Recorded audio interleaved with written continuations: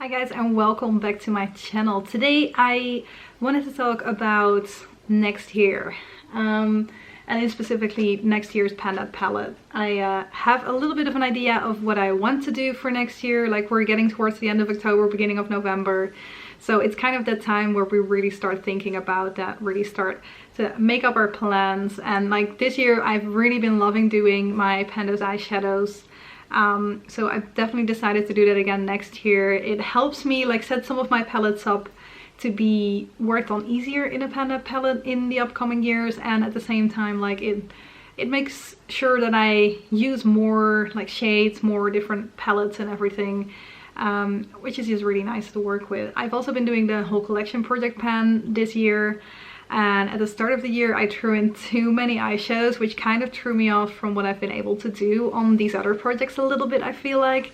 A lot of people went with like a max of 2 or 3 and I just went ham, and like I ended up with like 6 or 7 eyeshadows at the start, which was a bit too much.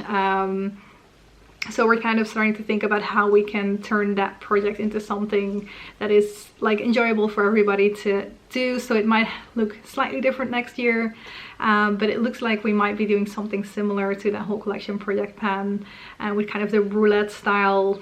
You roll in product that you're going to be working on without like specifically choosing them exactly. So that is something that is happening next year. And then my Panda palette is the main one. Like, I've been doing one every year and I really want to keep doing that as well, even though I also try to do like different projects, and especially with the Panda's eyeshadows my focus is a little bit more like distributed amongst different eyeshadows.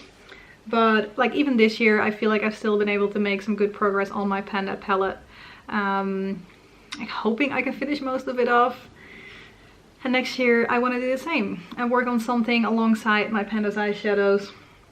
I still have a Panda palette going, and hopefully still at the end of the year be able to move some palettes out, even though like I like hitting pan on stuff, but I also like having something completely finished, and keeping the Panda palette going will make sure that there will be a point where I will actually finish a whole palette again, hopefully by the end of the year again. So yeah, this year I was working on like 3 at the same time kind of, which turned out to be a bit more than I expected, especially with everything else going on. But I think I'm gonna get really close at least to finishing all of that off, so I won't have too much of a mashup of palettes.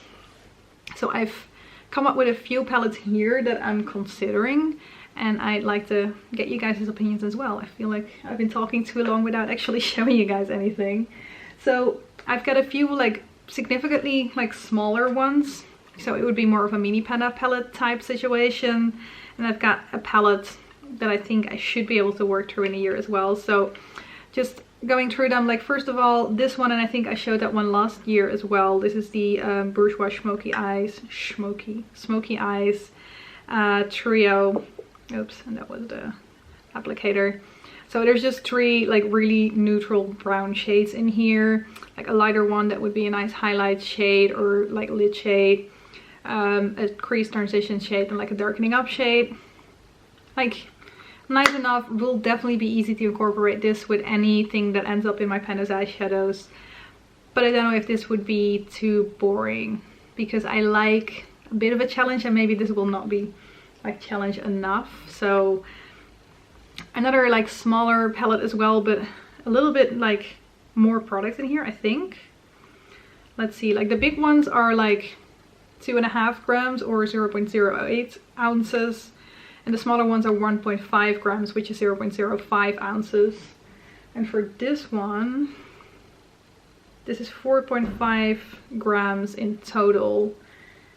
And this one is 8 grams in total. So this in like amount of product is almost double of this one. But I have 4 shades to work on as well. One of the bigger ones is a very clear highlight / lid shade, which is always pretty easy for me to use, and I've already hit pan on that in one of my projects this year. We've got a nice like dark warmer shade. This is kind of a like purpley aubergine wine type color. We've got a grayish blue, like it's not a full-on gray, it's definitely not a blue.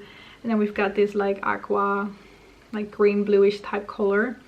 I know these two are definitely like my type of shades. The cooler shades a little bit less, so that is what I'm kind of in doubt about with this one, like focusing on this one and having like a full-on gray shade that I have to work through. I don't know, but it's definitely a possibility, because like it's still small enough to be able to incorporate it with a lot of other things. I already had an LA Colors one this year, of course, and that worked quite easily. I know that these shades are fairly powdery, their pigment is not amazing, but at the same time that means that they work with the other stuff quite nicely.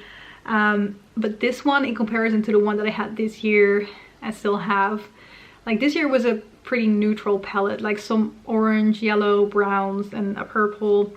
This is a definitely more colorful one. Like we've got a, like, sorry for blinding you, white, silvery type of shade. We've got a yellow again, and then we've got green, blue, and purple.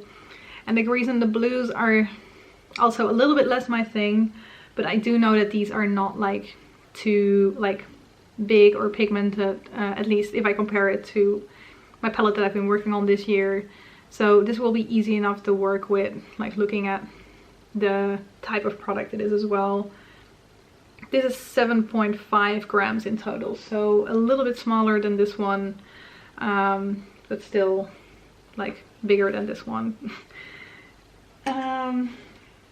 And then lastly, I've got this NYX palette right here, which is from the Runway collection, and this is Strike a Pose. And this one I kind of like because the pans in here are not too big. I know because I've already worked through this shade right here, and I worked through this one. I hit pan on the white right here, I hit pan on the brown.